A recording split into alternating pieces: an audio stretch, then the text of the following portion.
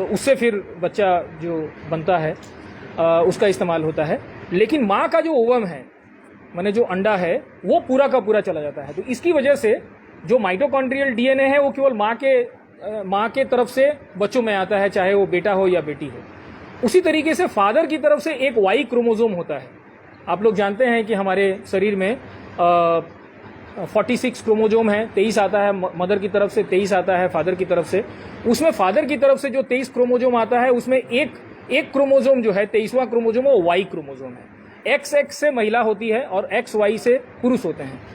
तो ये जो रिसर्च डेविड रीच साहब ने किया, उन्होंने अमेरिका में किया। यहाँ से सारे सैंपल्स लेके गए, फॉसिल और ब्लड सैंपल्स, और वहाँ उन्होंने अमेरिका में अपने लैब में ये सारा रिसर्च किया।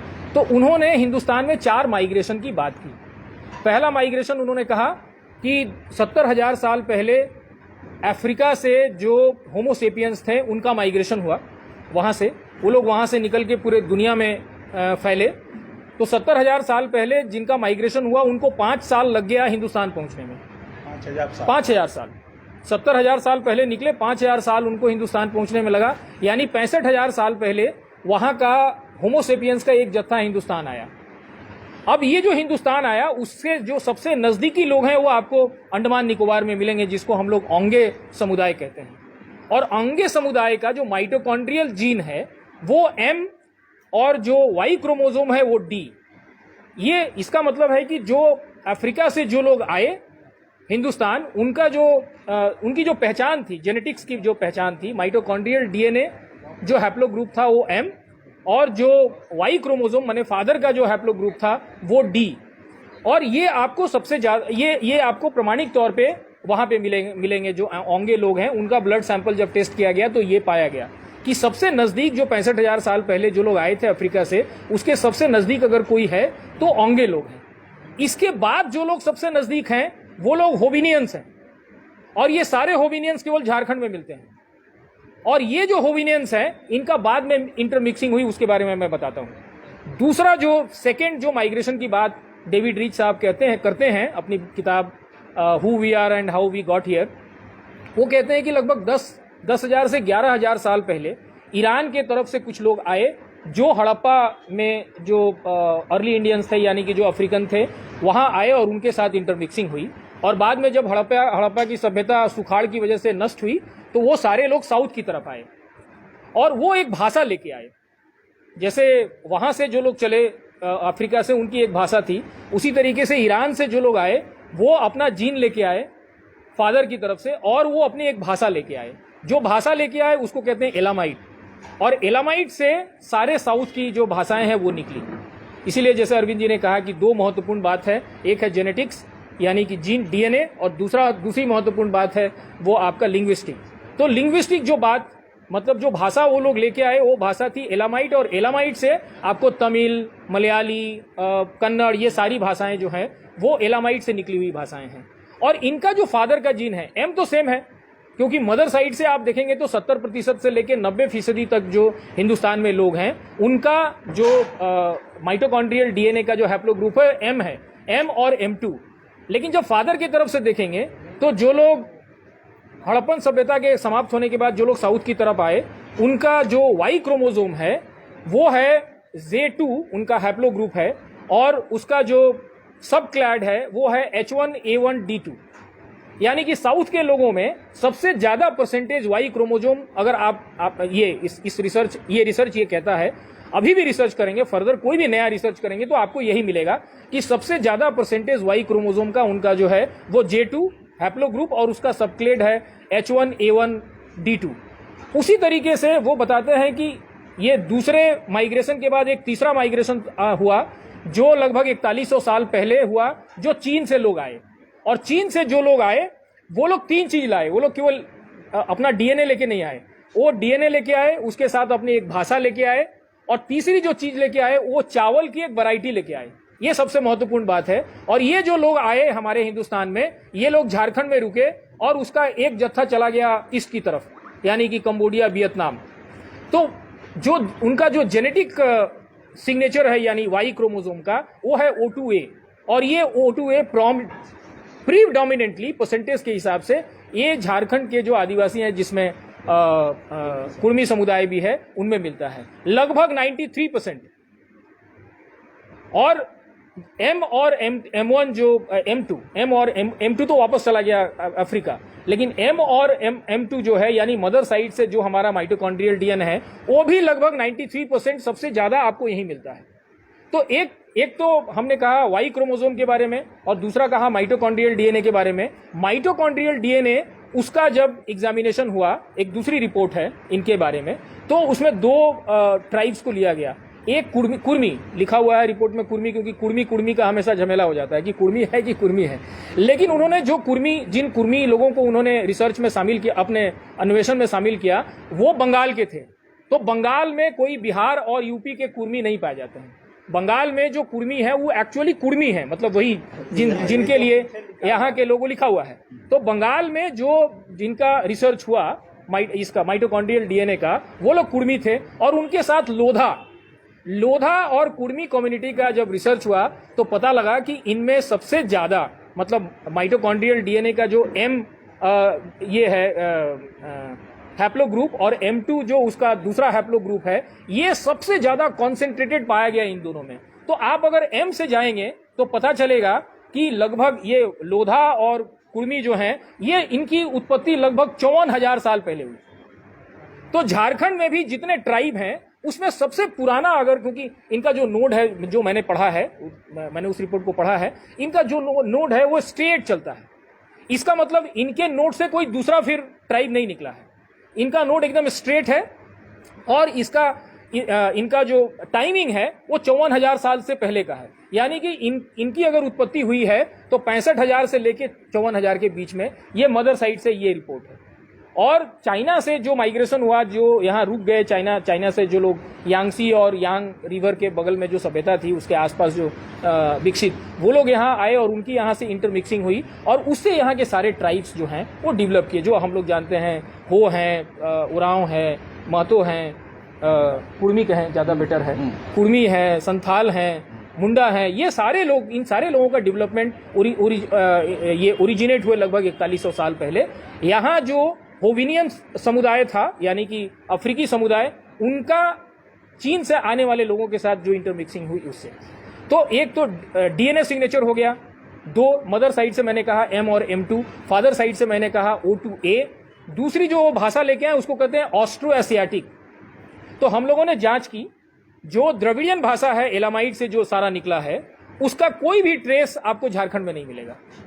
और जो इंडो यूरोपियन भाषा है, जो आर्यों की भाषा है, जो लोग 4,000 साल से 3,500 साल के बीच में आए यूरेशिया से, जिसमें ये ब्राह्मण से लेके आपको दूसरे जितने कास्ट ग्रुप हैं वो सब आते हैं, सनातनी समूह जो हैं, उनमें जो जीन है वो है R1A-Z93। ये यहाँ नहीं पाया जाता, मतलब फादर का जो वाई क्रोमोसोम है वो यहाँ के आदिवासियों में नहीं पाया जाता है, द्रविडियन में नहीं पाया जाता है। उनका एकदम फादर का जेनेटिक सिग्नेचर एकदम अलग है, द्रविडियन का फादर का जेनेटिक सिग्नेचर अलग है। और ऑस्ट्रो एशियाटिक जो लोग हैं यानी कि यहाँ के आदिवासी, उनका जो फादर का जेनेटिक सिग्नेचर है वो डिफरेंट है। मदर का जेनेटिक सिग्नेचर लगभग 70 to 90% आपको तमाम लोगों में, हिंदुस्तान के तमाम लोगों में, वो M हैप्लोक्लैड से ही डेवलप किया हुआ M2, M4, M6, अभी तो लगभग एक 50-60 के आसपास उसमें म्यूटेशन हो चुका है। तो मदर के साइड से आपको 70 to 90% हम लोग सेम हैं, लेकिन फादर के साइड से ये 4 ग्रुप हैं, जिसमें एक आर्यन, एक द्रविडियन, एक ऑस्ट्रो एशियाटिक और एक जो ओंगे समुदाय जो वहां पे है, मतलब वो अभी भी अक्षुण्ण है, उसका किसी के साथ इंटरमिक्सिंग नहीं है हुई है। 1900 में लगभग उनकी आबादी थी 617, अब उनकी आबादी हो गई है लगभग 101। मतलब उनके जेनेटिक ड्रिफ्ट के चलते वो लगातार उनकी आबादी घट रही है। तो हम लोग जो गए ऑनरेबल हाई कोर्ट के पास इस नए रिसर्च को लेके गए कि अभी तक हमारे पास आर्कियोलॉजी के प्रमाण थे, भाषा के भी प्रमाण थे, लिंग्विस्टिक प्रमाण भी हमारे पास थे, एंथ्रोपोलॉजी के प्रमाण थे, सोशियोलॉजी के प्रमाण थे, हिस्ट्री के प्रमाण थे कि जो यहाँ के कुर्मी हैं वो आदिवासी हैं, वो उनका बिहार और यूपी के जो कुर्मी हैं उनके साथ कुर्मियों का कोई आपस में लेन देन नहीं है। लेकिन ये जो जीन मतलब डीएनए का जो रिसर्च हुआ, इसने बिल्कुल स्थापित कर दिया, मतलब जो बचे खुचे जो डाउट्स थे उसको बिल्कुल इसने खत्म कर दिया, क्योंकि इनके फादर का जो जेनेटिक सिग्नेचर है वो चाइना से जो माइग्रेशन हुआ था 4100 साल पहले, उनसे मिलता है। मदर साइड से सेम है। तो इस आधार पर हमने पूछा भी, मुझसे पूछा गया, ऑनरेबल जस्टिस ने कहा 70 साल के बाद क्यों आ रहे हैं काउंसिल। तो हमने कहा कि मतलब 18 से पहले, क्योंकि ये रिसर्च जो शुरू हुई डेविड रीच के ये में लेबोरेटरी में, वो 2008 के आसपास शुरू हुई और 2021 तक इसकी रिपोर्ट्स आई है। सारे रिपोर्ट्स इस बात को प्रमाणित करते हैं कि ये जो कुर्मी लोग हैं वो यहाँ के होविनियन समुदाय के लोग हैं। मदर के साइड से इनमें सबसे ज्यादा कॉन्सेंट्रेटेड M और M2 जो हैप्लो ग्रुप है सबसे ज्यादा इनमें पाया जाता है। तो इससे एकदम साफ पता चलता है कि इनका जो ओरिजिन है वो लगभग 54,000 साल पहले, 65 से 54,000 साल पहले हुआ। तो आप देखेंगे हिंदुस्तान में जो सबसे पुराने इंडिजिनस ट्राइब्स हैं उसमें ये आते हैं। और हमको लगता है कि उसी नोट से शायद क्या नाम है उनका, संथाल, उसी नोट से संथाल निकले होंगे या किसी सेकंड नोट से निकले होंगे। तो ये बात पक्की है, वो जो रिपोर्ट है उसके हिसाब से ये बात बिल्कुल पक्की है कि दूसरे जितने ट्राइब्स झारखंड में हैं वो इनके बाद उनका ओरिजिन हुआ। लेकिन फादर का जो जेनेटिक सिग्नेचर है वो लगभग सारे यहाँ के जितने ट्राइब्स हैं वो बिल्कुल सेम है, क्योंकि भाषा बिल्कुल इनकी मिलती जुलती है, ऑस्ट्रो एशियाटिक, और फादर का जो जेनेटिक सिग्नेचर है वो O2A है। तो हम इस आधार पर मैंने अदालत को ये समझाया कि माय लॉर्ड अब हमारे पास जेनेटिक प्रूफ है जिसको कोई चैलेंज नहीं कर सकता है। लिंग्विस्टिक पे आते तो कोई चैलेंज करता कि इनमें कुछ क्या नाम है, हिंदी का मिलता जुलता शब्द मिलेगा आपको, इनकी जो भाषा है, बंगला मिलेगा, उड़िया मिलेगा, क्योंकि ये पूरा क्षेत्र जो है बंगाली, बिहारी और उड़ीसा के लोगों से भी भरा पड़ा है और जिसके साथ इनका इंटरेक्शन हुआ है। लेकिन जब आप एकदम ओरिजिनल इनकी भाषा पे जाएंगे तो ये मोन खमेर जो कंबोडिया और वियतनाम में जो भाषा मिलती है उससे मिलती जुलती भाषा है। फिर इनसे मिलती जुलती भाषा आपको फिर मेघालय में मिलेगा जिसको खासी भाषा कहते हैं। तो ये बिल्कुल क्लियर है। और एक जो सबसे इंपॉर्टेंट बात जो इनको बिल्कुल अलग कर देती है बाकी सारे 3 समुदायों से हिंदुस्तान के, वो है एक चावल का एक वैरायटी वो लेके आए। आपको शायद पता होगा, या अब तो जो लोग पढ़ने लगे हैं इस किताब को वो लोग जानते हैं कि लगभग 9,000 साल पहले संत कबीर नगर में जो जिला है वहां पे हम लोगों ने चावल की खेती शुरू की लगभग 9,000 साल पहले। और हमारे पास जो वैरायटी थी वो इंडिका, और ये जो चाइना से जो लोग लेके चावल की वैरायटी लेके आए उसका नाम है जपोनिका। और इन दोनों की जो इंटरमिक्सिंग यानी कि जो हाइब्रिड डेवलप हुआ वो यहाँ पे डेवलप हुआ। और उसकी क्रेडिट अगर किसी को जाना चाहिए तो सबसे ज्यादा जमीन जिसके पास है उनको जाना चाहिए। तो यहाँ पे सबसे ज्यादा जमीन इनके पास, यानी कि जो कुर्मी समुदाय है उनके पास, और यहाँ पे जो संथाली लोग हैं उनके पास सबसे ज्यादा जमीनें हैं। तो ये जो क्रेडिट है 2 अलग अलग वैरायटी के चावल का हाइब्रिडाइजेशन करने का, जिसकी वजह से आज हमारे पास लगभग 6,000 तरह के चावल है हिंदुस्तान में। तो ये क्रेडिट जो है अगर आपको देना होगा, ये जेनेटिक्स का प्रमाण है, तो आपको यहाँ के संथाली और कुर्मी लोगों को देना पड़ेगा। क्योंकि तो ये 3 प्रमाण जो हैं ये बिल्कुल कोजेंट, अंग्रेजी में जिसको कहते हैं अकाट्य हैं। अब इसमें कोई शक शुबा की गुंजाइश, मैंने कोर्ट में यही कहा कि मतलब ये जो जेनेटिक प्रमाण है, ये 3 चीजें, ये बिल्कुल साबित करता है कि आप अब बाकी चीजें जो है आर्कियोलॉजी की चीजें, लिंग्विस्टिक की चीजें या आर्कियोलॉजी की चीजें, अब ये सारी चीजें इसको सपोर्ट कर रही है। जेनेटिक्स ये कहता है कि ये एकदम होविनियन समुदाय से निकले हुए लोग हैं और इनकी इंटरमिक्सिंग चाइना से जो माइग्रेशन हुआ उनके लोगों के साथ हुआ, और उसके बाद ये अलग अलग समूह में, ट्राइब समूह में ये डेवलप हुए। तो इस आधार पर हम लोग गए हैं और ये रिकॉर्ड हम मानते हैं कि 2008 से पहले और 2018 में जब तक उनकी किताब नहीं आई तब तक भारत सरकार के पास भी नहीं था। जैसे डॉक्टर साहब ने कहा कि भारत सरकार के पास कोई दूसरा प्रमाण भी नहीं था, क्योंकि हम लोगों ने, आप 47 में हम लोग आज़ाद हुए, 31 में जो नोटिफिकेशन आया उसमें हमारा नाम था, 31 से लेके 47 तक तो कुछ हुआ नहीं, 42 में तो भारत छोड़ो आंदोलन शुरू हो गया था, 31 से 42 तक अंग्रेजों ने कोई चेंज नहीं किया, वो मानते रहे कि इनको आदिवासी मानते रहे। 42 में भारत छोड़ो आंदोलन शुरू हुआ, उसके बाद कुछ भी नहीं हुआ, कोई कमेटी नहीं बनी।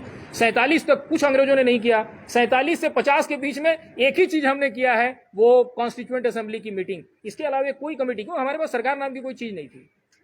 सरकार केवल सपोर्ट था पूरा कि भाई हम आजाद हो गए हैं, उस सरकार को पूरे इस देश के लोगों का सपोर्ट था, इसलिए सरकार थी, नहीं तो कोई इंफ्रास्ट्रक्चर नहीं था, तो कोई सरकार ने कुछ भी ऐसा नहीं किया। तो अचानक 50 में जब इनका नाम हटा दिया गया तो हम लोग मानते हैं कि वो एक मिस्चिफ है। मैंने कोर्ट में भी कहा कि my lord, it appears to be a mischief.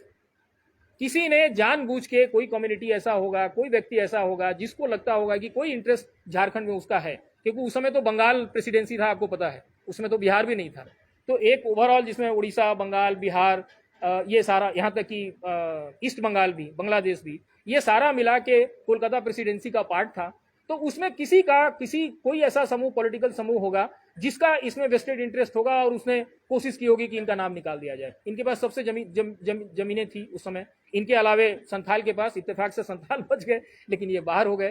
तो ये जो निकाला है कॉन्स्टिट्यूएंट ऑर्डर 1950 से एसटी का, ये इसको निकालने के पीछे केंद्र सरकार के पास या राज्य सरकार के पास तो होने का चांस ही नहीं है।